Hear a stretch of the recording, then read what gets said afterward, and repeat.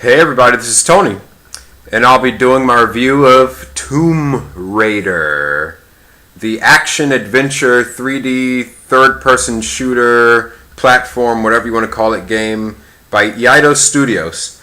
Let's pop it in the PlayStation and experience the magic.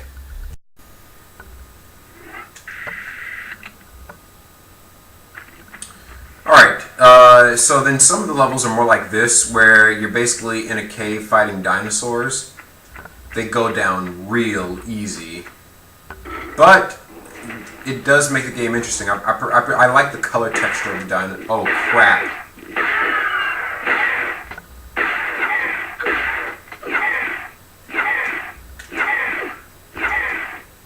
He's not even biting me. What the heck? All he did was throw his neck towards me. Great animation, Eidos. And what's up with that backflip before he died? I didn't realize that getting shot with a shotgun makes you Jackie Chan before you die. Okay, this one was definitely a strong point in the game, and next I'm going to show you the level that I hated the most. So this is a level that's basically a rat hole with a bunch of urine in it. I hate this level for so many reasons. As I'm going to show you later on in the video, this level just takes a dump on physics and lets me know truly how little effort the developers put into making this game actually work right and make sense.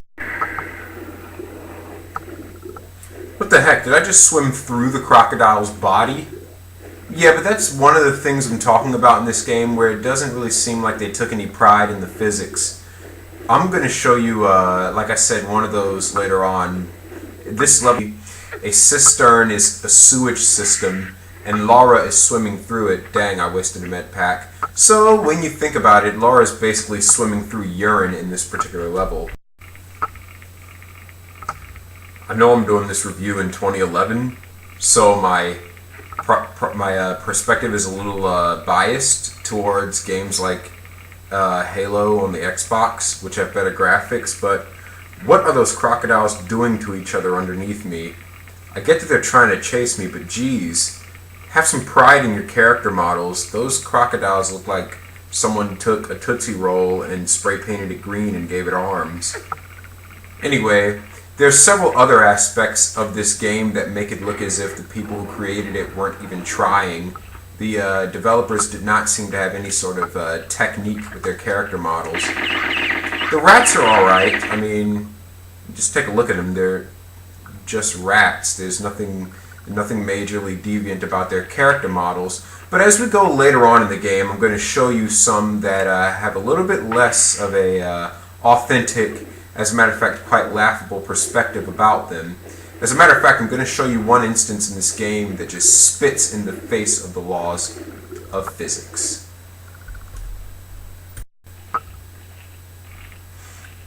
So we have a slight ecosystem problem here. So there's a crocodile down there, in case you can't see it, looking for me, and so are there two rats running around. I guarantee you if I run down there, all three of them will attack me, but please explain to me this.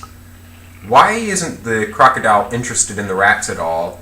That's one thing I don't understand. What have these animals been living off of down here this whole time? I mean, you just see these bitter rivals in the animal kingdom just running around here like everything is everything and not eating each other. That's one of the things I found to be quite hilarious as I cycled through this game.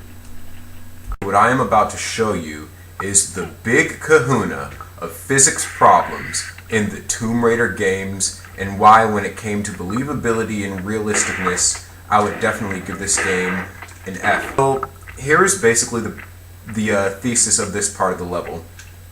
There's a movable block right there. If I take this block and move it, I can jump in the pit that's underneath it and in the level. But instead, what I'm going to do first is go through this door. Now I want you to look with me. If you peer your head, you can see that there is a lion right behind the door. So I'm about to show you why the physics of this game make absolutely no sense. As you can see, I can stand on top of it, meaning that this block is a solid object. So what I want to do now is push the block into the doorway. Okay, So now I have the block in front of the door. The block is a solid object. Look, see how my bullets are just bouncing off, ricocheting off of the wall? This movable block is a solid object. And now I want to show you why I get a brain aneurysm every time I play certain levels of this game. Behold. What the freaking heck? How did those lions get through such an impossible space? It's like when the developers of this game were making it, they said, screw physics. You are kids, you'll play anything. So yeah, I just couldn't take this game seriously after that point. But anyway, that's my major beef. And then, look, now you can see that the door has now occupied part of the space that is the movable block. Good job, Eidos Studios. You guys suck. He'll be back. Panther mummies scare easily, but they usually reappear in much larger numbers. So before I actually go and... Oh my gosh. Why would you stand right in front of me? I have a loaded gun. You see, the enemies in this game don't always make sense, because sometimes they're really hard to beat and they're just real clever, but sometimes they're just horribly stupid. So, let's get on with the level.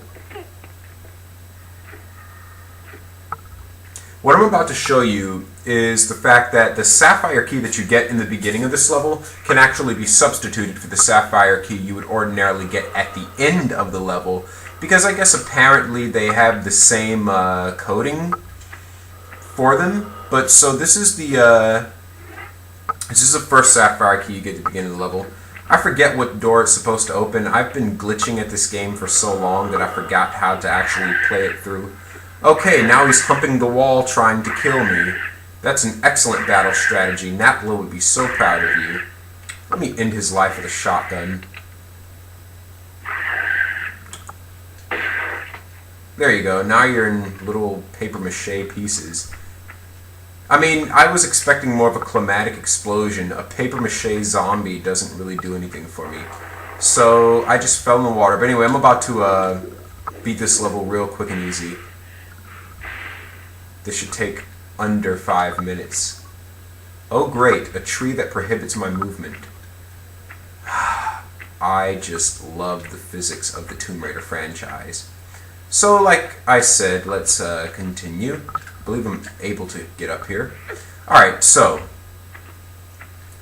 I can forgive character models that are badly drawn, but this glitch I find particularly hard to overlook. So apparently there's something called the fence bug, which you can easily use to beat this level. Really? Ugh. They did not even try when they made this game. And I know some people out there will say, yeah, but the game was made in 1996. Oh gosh! I was not expecting that. I know some of you say, oh, the game was made in 1996, cut them some slack. That is no excuse. Pac-Man was made in, what, the 80s or 70s? And even that, Pong had more cohesive physics than this game. I'd be remiss if I didn't mention the final boss in this game.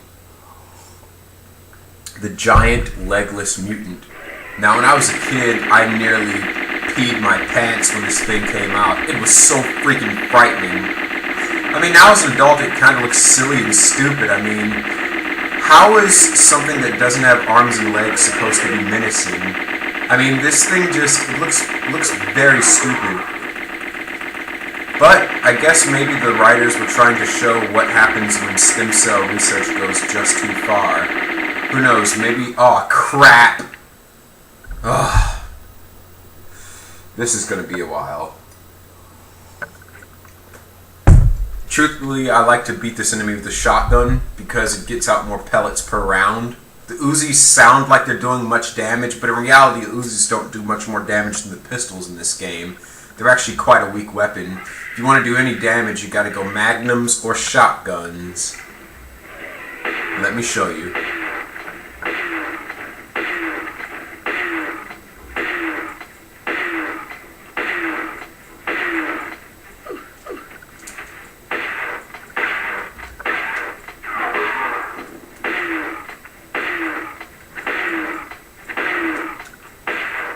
See how he's taking massive damage at once? The Uzis sound nice, but they don't really do much. Oh, that was close. I nearly fell off the ledge. Holy crap, hurry up and die. Jeez. This guy's taking forever. As far as final bosses go, this guy is, I would say, the hardest final boss I have ever had to fight in a video game. Actually, you know what? I take that back. He's only the second hardest boss. The absolute hardest boss I've ever had to fight in a video game was Azazel from, what is that, Tekken 5? Tekken 5, or no, it was Tekken 6. Azazel was completely broken. This guy, I mean, at least he knows how to go. What the heck? Does he have spaghetti on top of his head? His color texturing is so horrible. Yeah, that's right. Get off the screen, you stupid joke. So anyway, after you beat the final boss, you basically jump through a bunch of obstacle courses, and the walls look like the inside of a human heart. Don't know what all that's about. I mean, I don't get it. Why is this wall made out of hard stone, but this part of the wall is made out of someone's internal organs? The physical structure of these buildings makes absolutely no sense. Then again, neither does the physics. So, yeah, this is the final level, and then you do have one more boss after this. You fight Nadla, but she just looks freaking stupid. I'm gonna go ahead and get to her and show. And now we get to the final boss fight, Nadla. For some reason, contrary to what I told you earlier about the shotgun being the more effective weapon, that's only true some of the time. Like Pierre and Larson and all those mercenaries that you fight throughout the game, when you're fighting a person, you tend to want to use a weapon that has quantity over quality, like the Uzis, because for some reason the game tends to care about how many hits you can get versus how powerful the shots are. So, here comes Nadla. For some reason, she's wearing a suit and throwing tomatoes at me. I don't get it. If you're involved in an intense fight to decide the fate of the world, and you're an evil megalomaniacal genius, why do you dress in a business suit to shoot fireballs at someone? You would think that she would be wearing like battle gear or armor or something, but no, she's dressed like she's about to go work for IBM. She looks like she just got out of a corporate board meeting. That never made any sense to me. Yeah, you're going to want to med pack the mess out of yourself in this particular level, because what makes her impossibly hard to fight sometimes is that she will fly behind you just so you can't get a shot on her. Like right now, you're going to want to do that little note, that little pole vault dive thing. I misspoke, not pole vault, but sort of diving motion to get around her. Alright. So, now she can't fly anymore. Wait a minute, yes she can. She's stuck. Oh gosh, she's stuck. I'm gonna enjoy this. Where's my shotgun? I'm gonna disrespect her and kill her with the pistols. You're about to die to the weakest weapon in the game. And there's nothing she can do about it. I could just keep oscillating back and forth like this. Oh crap, she broke free. Well, she's not dead yet, but let me get out my magnum so I can finish her off. So now she can't fly anymore, so she's going to start shooting corn chips at me as soon as I walk over her corpse. Alright, round 2. Come on, get up. You can't bump off me and my See? so easy, Laura. Now she's shooting corn chips at me. I don't know if Frito-Lay partially sponsored the graphics for this game or something. So yeah, that's your final boss. Nothing terribly impressive. You just have to know how to do this. Jump, shoot, land, rinse, lather, repeat.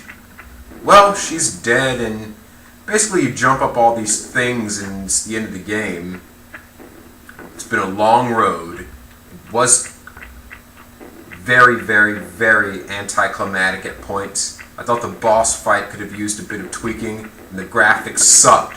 But overall, I'd give this game a B. Tony out.